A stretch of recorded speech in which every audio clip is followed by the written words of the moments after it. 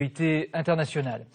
La France va devoir adopter un nouveau modèle économique prenant en compte les enjeux d'environnement. Une priorité politique réaffirmée lors de la conférence environnementale, inaugurée aujourd'hui par François Hollande. Des objectifs très précis ont été fixés qui concernent aussi bien le nucléaire, le transport, le logement. Hervé Gutmann nous les détaille. Ils sont venus, ils sont tous là. Tous les acteurs de la cause environnementale, 14 ministres, 300 ONG, élus locaux industriels. Bref, pour ce rendez-vous phare que veut imprimer François Hollande en reliant intérêt écologique et aussi social. La rénovation thermique des logements sera l'une des grandes priorités de mon quinquennat. L'objectif est de mettre aux normes énergétiques 1 million de logements par an, en nous concentrant sur les 4 millions de logements anciens qui sont les plus mal isolés. Sur le nucléaire, le président maintient la fermeture de la doyenne des centrales fin 2016 et assure par le démantèlement du site la préservation des emplois de Fessenheim. Sur les gaz de schiste, François Hollande réaffirme l'interdiction de la fracturation hydraulique qui dénature les sous-sols. Les inquiétudes locales sur le gaz de schiste semblent avoir été entendues. Pour lutter contre la pollution, le chef de l'État prône d'ici à 2030 une réduction de 40% des gaz à effet de serre. Enfin, pour maintenir la biodiversité déjà mise à mal, le président veut s'attaquer à l'usage des pesticides. François Hollande se veut le président qui ouvrira la page de la transition écologique. En attendant, la France reste l'un des principaux pays utilisateurs de pesticides dans l'agriculture principalement. 70 000 tonnes sont utilisées chaque année, malgré l'impact sur l'environnement et les risques sur la santé. Aux Antilles, justement, le chlordécone, utilisé pendant des décennies jusque récemment, est à l'origine de cancers et de maladies graves. Des terres entières ont été polluées. Les dégâts de ce pesticide sont encore loin d'être définitivement évalués. Le reportage de Laurence Théatin et Denis Rousseau-Caplan. Dans cette unité du centre hospitalier de Pointe-à-Pitre, des malades atteints du cancer de la prostate. Rien d'exceptionnel jusque-là, si ce n'est le nombre de ces patients accueillis chaque année par le professeur Pascal Blanchet et son équipe. Les Antillais détiendraient le record mondial de prévalence du cancer de la prostate. La cause de ce mal qui ronge les Antilles, le chlordécone, un pesticide utilisé dans les bananeraies jusqu'au milieu des années 2000. Pourtant, interdit en France en 1990 et classé cancérigène 10 ans plus tôt. Les conséquences sanitaires et écologiques seraient quasi irrémédiables. Beaucoup de malades et beaucoup de morts, des coûts considérables pour la sécurité sociale et des terres qui sont incultes pour des dizaines et des dizaines d'années. Les bébés antillais seraient également victimes du chlordécone qui déclencherait chez eux des troubles psychomoteurs, sauf en cas d'allaitement. Les chercheurs s'inquiètent de la possible persistance de ces troubles. Vont-ils s'atténuer ou bien, au contraire, augmenter et avoir une manifestation clinique plus importante?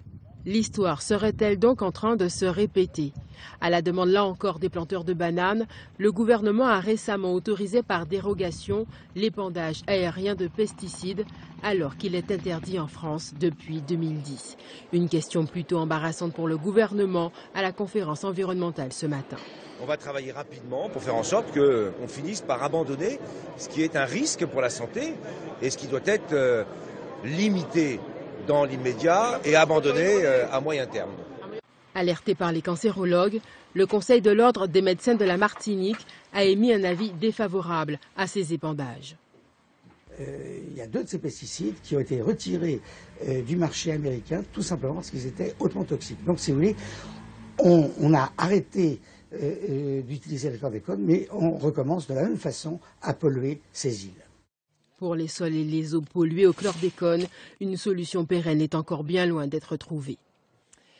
Notre face-à-face ce soir, j'accueille Sylvain Angerand de l'Association des Amis de la Terre et puis Christian Gérondeau, auteur de Écologie, la fin, donc 2 points de vue, on l'a compris déjà dans les intitulés, pour revenir sur la conférence environnementale et ses enjeux. Est-ce qu'on entre dans une nouvelle ère où l'environnement serait la priorité et si oui, est-ce qu'il y aura un prix à payer et lequel? Vous savez, ça fait des années qu'on nous fait des annonces politiques sur la crise écologique, qu'on convoque des conférences pour sauver la planète et rien ne change, rien ne bouge. Nous, ce qu'on observe concrètement, c'est qu'on a de plus en plus de signaux, des alertes dans des pays du Sud, de personnes qui sont déplacées parce qu'on va cultiver des agrocarburants, parce qu'on va ouvrir de nouvelles mines, parce que les entreprises françaises comme Total sont en train d'exploiter du pétrole au Nigeria de façon totalement illégale, que la nature se dégrade, que le climat se dérègle. Voilà, le tableau, il est loin d'être idyllique. Et donc, aujourd'hui, on est face à un vrai carrefour. C'est-à-dire que soit, effectivement, on continue de vouloir subir ce qui se passe, et donc on va prendre de plein fouet la crise écologique. Et quand je dis nous, malheureusement, c'est les personnes les plus pauvres, les personnes qui ont le moins de possibilités de s'adapter. Soit, on décide de façon responsable d'engager une transition écologique, qui soit un changement radical de notre mode de vie, de production, et qui soit juste socialement. Alors, tous écolos ? Écoutez, ce qui est vrai, c'est qu'on parle de l'écologie depuis des années, et là, je suis assez d'accord, en réalité, rien change. Pourquoi est-ce que rien change, ou peu de choses changent? Il y a le progrès, bien sûr, qui continue à évoluer, mais il y a aussi des réalités économiques. Et quand je vois les décisions qui ont été annoncées aujourd'hui, je me dis tout simplement, qui va payer? Bon, on arrête une centrale nucléaire qui est en parfait état de marche. Cette centrale nucléaire, il va bien falloir la remplacer par autre chose qui va nous coûter de l'argent et il va falloir la démanteler. On interdit de chercher du gaz de schiste. Nous importons chaque année 10 milliards d'euros de gaz naturel. Les États-Unis, qui ont développé le gaz de schiste, ont réussi à être exportateurs maintenant de gaz naturel. C'est-à-dire que qu'est-ce qu'on risque de chercher du gaz de schiste? On risque d'en trouver. Et à ce moment-là, on économiserait les importations de gaz naturel. Et puis, on va isoler des logements. 1 million de logements par an. Qui va payer? On sait très bien que dans l'état actuel des choses, il n'y a plus d'argent dans les caisses. Donc c'est là où est le problème et c'est pour ça qu'effectivement, on peut faire toutes les conférences qu'on veut, la réalité finit par vous êtes d'accord pour l'emporter. dire que les conférences, ça suffit pas, mais vous n'êtes pas d'accord sur le constat. Non, vous raisonnez de façon totalement fragmentaire. Aujourd'hui, on sait que le coût de l'inaction est bien plus élevé que le coût de l'action. Ne pas s'attaquer au changement climatique, c'est risquer d'avoir à payer une addition qui soit catastrophique dans plusieurs années. Où est-ce qu'on va trouver l'argent? L'argent, il y en a aujourd'hui. Par exemple, prenons la Banque européenne d'investissement. C'est une banque qui est... chaque Français, aujourd'hui, il y a 100 € qui est prêté par la Banque européenne d'investissement au nom de chaque Français, de chaque Européen. Cet argent, on a constaté qu'il était utilisé pour financer des projets complètement polluants et destructeurs de l'environnement dans les pays du Sud. Utilisons-le pour financer la transition énergétique. Le livret de développement durable, il sert à financer des entreprises comme Total. Utilisons-le pour financer la transition écologique. On sait très bien qu'on a un problème financier, tout le monde le sait, tous les journaux télévisés nous le rappellent. Donc on n'a pas de l'argent qui est mal utilisé comme ça et qu'on utiliserait bien demain. Alors attendez, un exemple concret. On va mettre de l'argent dans le nucléaire pour essayer de préserver une centrale alors qu'on veut la fermer en 2016. Mais moi je serais travailleur à Fessenheim, j'aurais peur, on me dit que cette centrale est dangereuse et on la met jusqu'en 2016. Mais attendez, c'est pas du tout l'avis des travailleurs de Fessenheim. Si vous avez regardé les journaux télévisés, cette centrale elle est sûre, ça fait 50 ans qu'on a des centrales nucléaires qui marchent parfaitement en France. Nous sommes le premier exportateur mondial d'électricité. On va en exporter moins, donc on gagnera moins d'argent. Alors pour terminer, juste une question concrète. Par exemple, on pose la question du diesel. Vous savez, 60% du parc automobile français. Est-ce que pour polluer moins, il faut interdire le diesel, par exemple? Il faut surtout arrêter de se trouver dans ces choix absolument impossibles où d'un seul coup on va dire on arrête tout et on va pénaliser les gens qui n'ont pas la possibilité de se priver de leur véhicule. Comment on fait pour que les citoyens puissent débattre de ce qu'on produit? Prenons l'exemple de l'obsolescence programmée. Prenons l'exemple des nanotechnologies. Il y a tout un tas de produits qu'on nous impose qui sont des scandales sanitaires de demain. Et aujourd'hui, il n'y a pas de débat sanitaire. Il n'y a pas de contre-expertise. Jamais la durée de vie n'a été aussi élevée. Alors arrêtons. Le diesel, il y a 70% des Français qui ont des voitures diesel. On ne va pas les empêcher d'utiliser leur voiture. C'est du rêve. Non, mais est-ce qu'il faut changer quand même?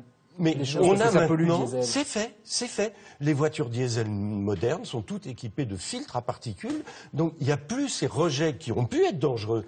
Ils n'existent pas sur les voitures modernes. Soyons un peu réalistes, on ne va pas arrêter, dans l'état actuel des choses, notre industrie automobile en plus. Christian Gérondeau, Sylvain Angerand, merci d'être venus sur ce plateau pour nous éclairer, pour ouvrir le débat aussi. On voit qu'il y a plein de questions. En tout cas, merci beaucoup d'être venus ce soir.